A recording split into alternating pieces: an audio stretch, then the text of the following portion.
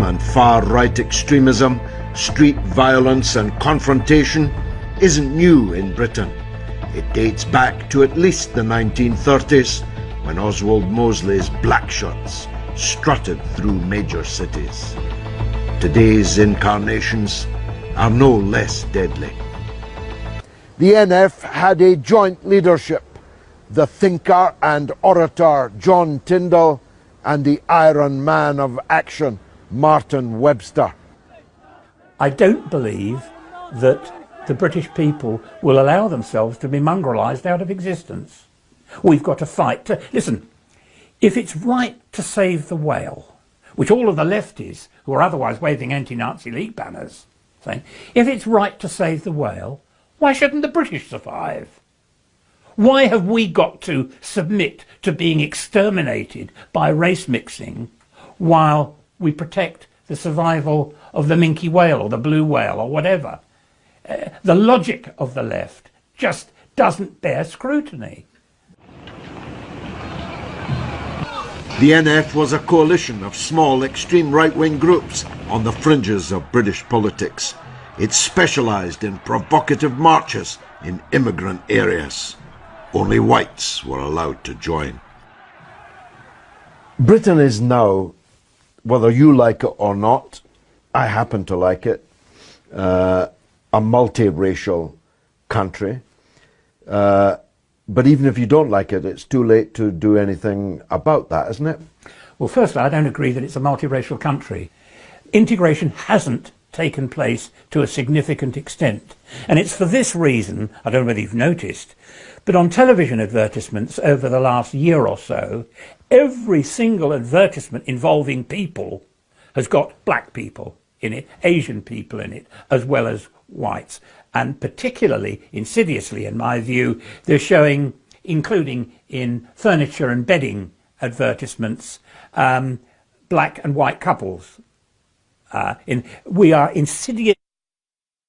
They're hoping that nature will follow art, and that if they create an illusion of an actuality of integration and race mixing and miscegenation, that's how the public will follow it. Well, the Brexit vote has indicated that they're not. I get the impression that black people are deeply unhappy here, and that their kids are murdering each other at a frightful rate here. They're not settling in, they're not happy, and I think people are unhappy outside their own culture, their own society. It's not making happiness for us either. The NF had a clear message about how to solve what it saw as the race question. If there were a sensible government, all illegal immigrants, all of them, would be sent back to their countries of origin. They're here illegally, they're committing criminal acts, taking our money, using our health service, bleeding us. They would be sent back straight away. Are you still talking about illegals, or are you having repatriation? I'm now saying that we would, in the words, was it The Godfather? We would make these people here who are not happy an offer they can't refuse.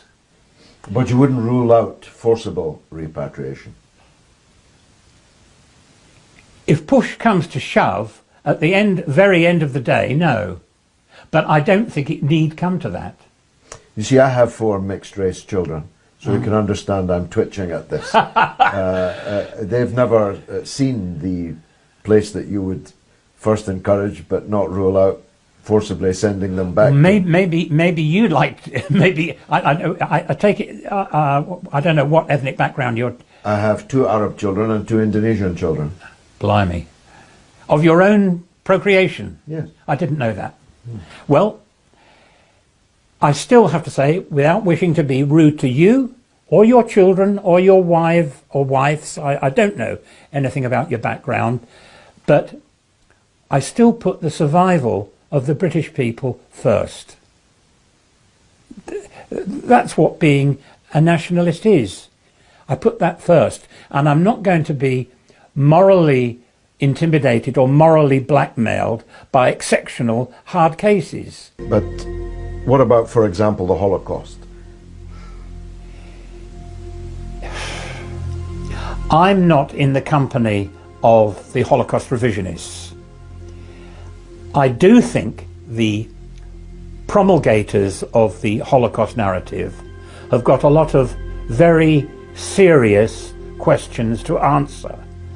Engineers, scientists of various disciplines have subjected many of the stories associated with the Holocaust to critical examination and have compiled a list of questions about how this could have happened or that could have happened. And these questions are not allowed to be asked in polite society in this country. And in Germany, you go to prison for just asking these questions. But I don't say that there weren't brutal acts perpetrated against Poles, against Jews, against Russians and others. But I have yet to be persuaded that Germany had set up the machinery for the factory-like mass production destruction of an entire race.